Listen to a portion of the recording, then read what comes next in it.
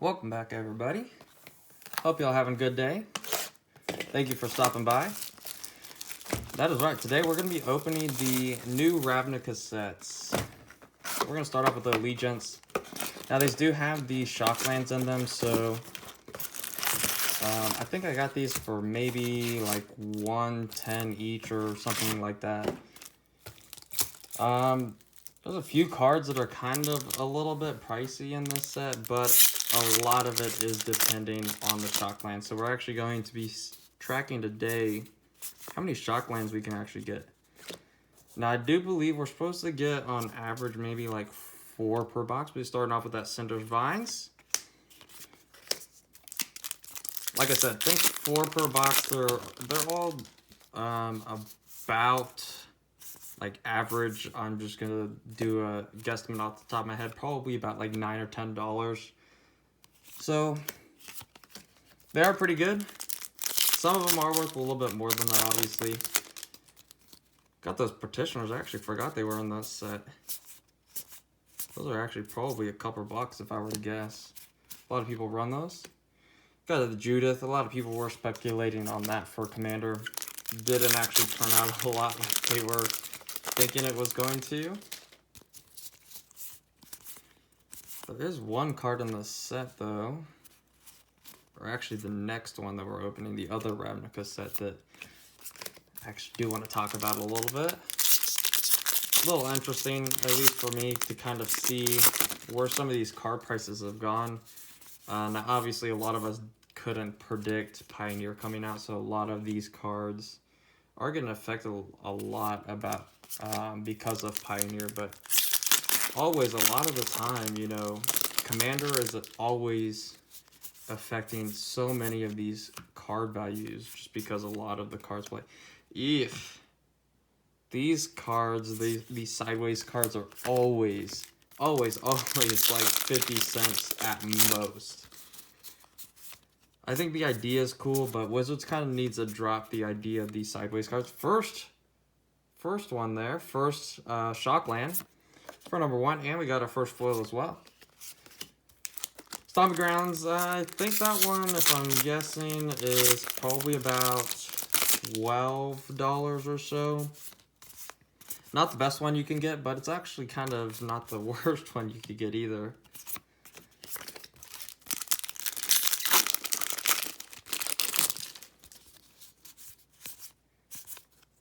Alright. And we got another Judith. What the heck is going on with that? I'm sorry, Judith. Artwork is cool, but not when we're trying to get the Value Town here. And we got the Biomantis Familiar. Great card if you're using activated abilities decks. I think that card's maybe like $3 or $4. I'm actually surprised it's not worth more than that because there are so many activations within Commander format. Great card there. Alright, we're getting to, looks like a third of the way through the box. Not a single Mythic yet. Kind of surprised by that. Oh, well, speak of the devil. Biogenic Ooze. I'm sorry, I can't speak. Unfortunately, Ooze Tribal and Commander, or at least as far as I'm aware, is not a thing. But if it was, that card would definitely be worth some value because of that. The Biogenic Ooze is... when it was in Standard, I think it actually used to be maybe like $5 or $6. But now it's second Shockland there. Actually, one of the better ones to get. But the Biogenic Ooze, I think when it was in Standard, I want to guess it was maybe like $8, $9 or something like that. But now it's only maybe like that, like I said, the 4-ish, if I were to just guess. And we got the Rix Batty Reveler and the Orzhov Locket.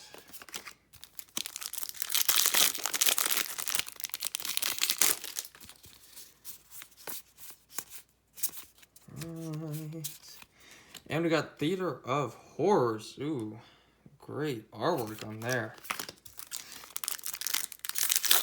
Now, I don't remember if I said this in the other videos or not, but I feel like the main thing that got me into Magic was all of the cool artwork, you know, even something as simple as, you know, these tokens, you know, even the artwork on those is just absolutely amazing in my eyes.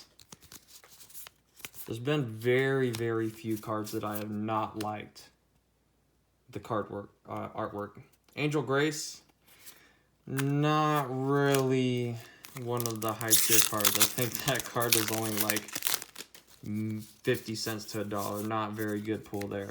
But we are doing actually pretty good on the Shockland so far. Kind of surprising.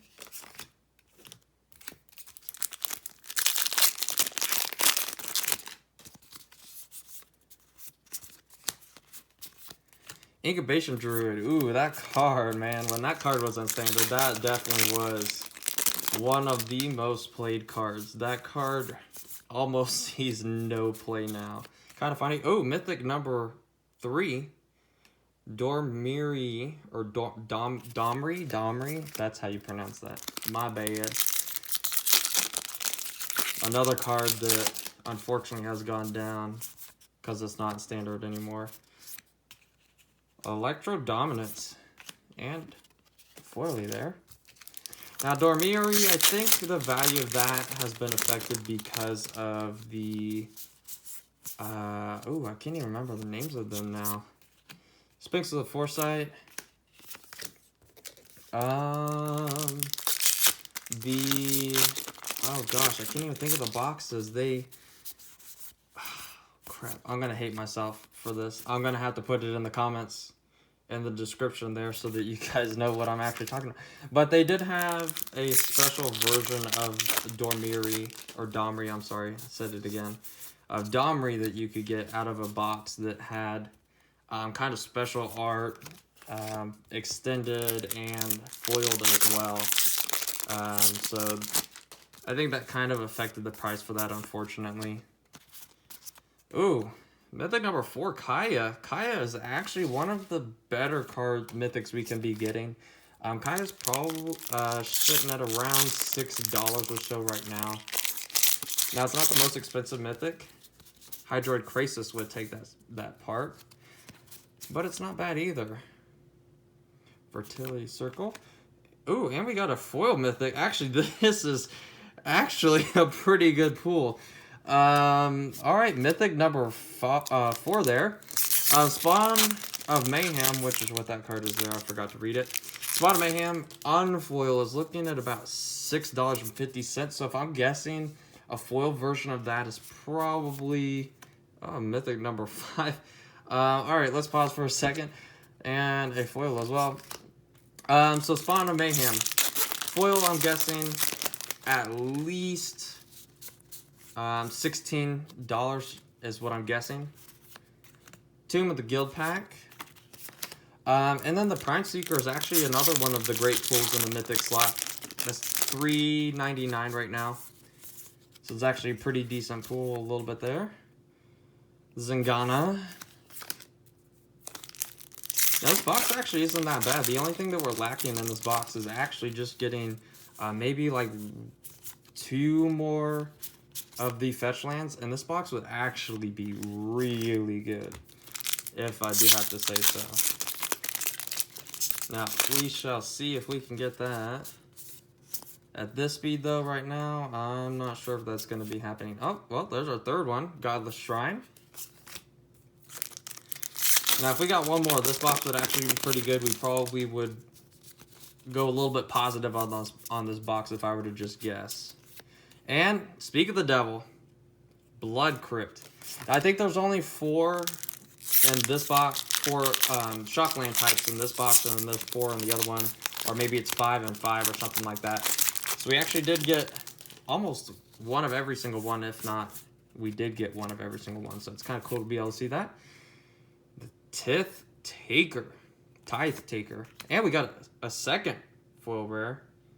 Lumbering Battlement. And again, it comes down to way overprinting the foil slots, unfortunately. And Bedevil. Ooh, this is another really good rare to get. This is probably about like $4, $5. So that's a really good pack to be able to open there. We're on our last pack for this box. Can we get another shock land? That's the question. And bad. And more bad. Well, 4 on there. All right. Yes, I did accidentally cut this off camera because of my excitement trying to put everything away. I accidentally sliced it, so yes, anything in here, I 100% added in. Definitely did not open it packed. Yes, how many for it? That way that I do not make the same mistake, hopefully. Alright, so we're moving on to Guilds of Ravnica. Now, they don't really do the blocks anymore, but it is kind of weird because this is considered kind of a quote-unquote block. So it's a little bit weird that they kind of do that. But, you know, Wizards kind of does whatever they want, and nobody tells them otherwise, so. Oh, wow. Dream Eater. Okay. Well, 2 packs in, we're already getting our first Mythic. That's actually pretty... that's not really a good Mythic, but I'm kind of surprised to see a Mythic this early. 2 Mythics back-to-back. And a foil. Got the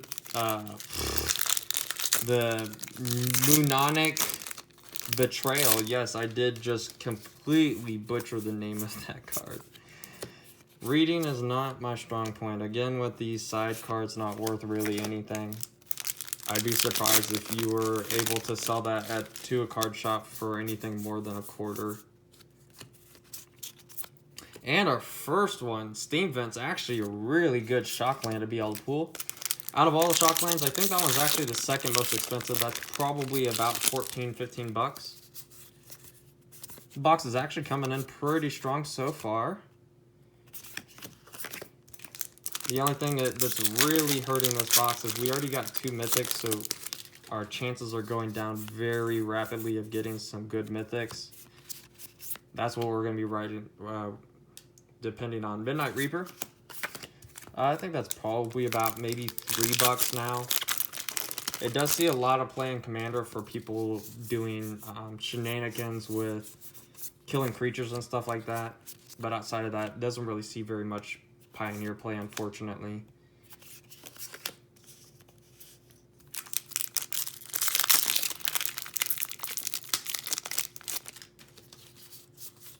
Now, what would be amazing is if we could actually get a foil shockland. Those are some pricey boys, if I do have to say so myself. But we can see what will happen. Only time shall tell. Another garbage. So the card that I kind of speculated on this set, which I wish so much that I had actually bought into this card. So when this set first came out, they had an enchantment. Pretty good pull, right? They had this enchantment called Divine Visitation. Now, when that card first came out, obviously the pre-sales were kind of expensive. I think they were like $8 or something like that. Garbage. And, you know, in Commander, I knew that card was going to be very well played. So it was actually one of the first cards that I actually started to consider trying to buy up. $3 right there. Trying to buy up some of them to try to not really affect the price, but just kind of brace myself for when the price started to go up that I could just flip them pretty good. So it was the first card that I actually considered trying to just flip to make profit. Something was telling me, though, not really to buy into it. You know, when it first hit Standard, it wasn't played at all. I think it dropped down to like $2 or $3 or like maybe even $5 or something like it. It was not worth anything. And I was sitting there thinking, like, in Commander, that card could be clearly worth like $30. Like, I thought that it was that good of a card. But something was telling me just not to buy into it because it had... Oh, well, there's Mythic number 3.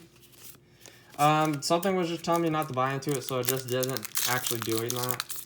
But now, all the way forward into 2020, it is actually the most expensive Mythic in this set. And I am beating myself up for that. So unfortunate I missed out on that great opportunity. Now it is only $11 now. I'm not trying to make it sound like it's a $200 card or anything like that, but it is pretty good. It is actually found its price point, in my opinion. I think $11 was fair. I think even if like a good deck that came out with it in it, I think that it could even go up even more in value. So it is, I guess, one of those things, you know, that you can't really tell what the future has. But I did actually end up getting a couple of them when I was packing them. But again, if I was buying them, I think I was considering buying like over 100 of them. So I was basically gonna drop like $600 or something like that just to be able to get them and be able to try to get like a healthy position on it.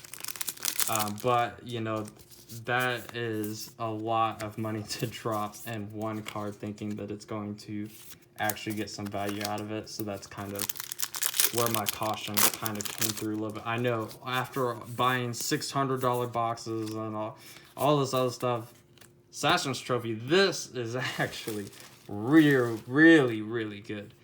This is like $16. So that, so far at least, is holding up the box a little bit, because we are not finding any more Shocklands. What is going on with that?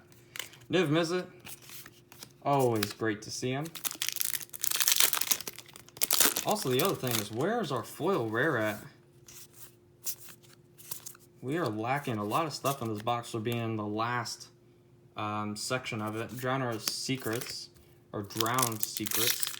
That card's actually a little bit pricey. It's probably about $4. And the Pelt Collector, that's actually a pretty good pool too. And not our foil rare. Where, oh where, is our foil rare? I do not know. It's probably because maybe I cut it open and took them all out. March of Multitudes, not a bad Mythic, at least in terms of all of the prices of all the other Mythics. That one I think is maybe $3 at most. Oh, there's our foil rare. Mission Briefing, kind of a whiff on that. I don't think that card's worth very much. Maybe I'm wrong. But that card, I'm guessing, is maybe $1 or $2, including the foil part of that.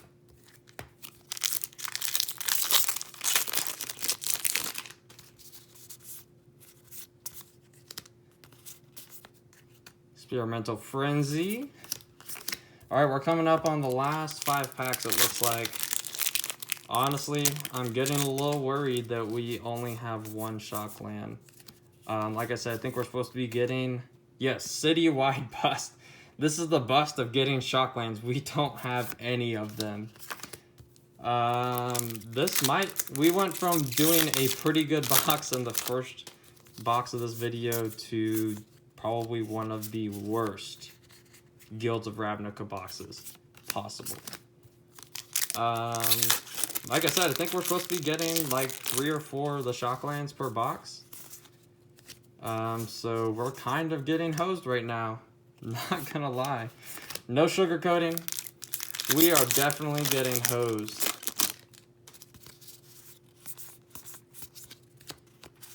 And Aurelia. Well, we're doing decent in the Mythic slot, I guess. Mythic number 5. And the last pack. Can we get a Shockland? Honestly, at this point, I don't think so. At this point, I think this box's value just depends on all the commons and uncommons.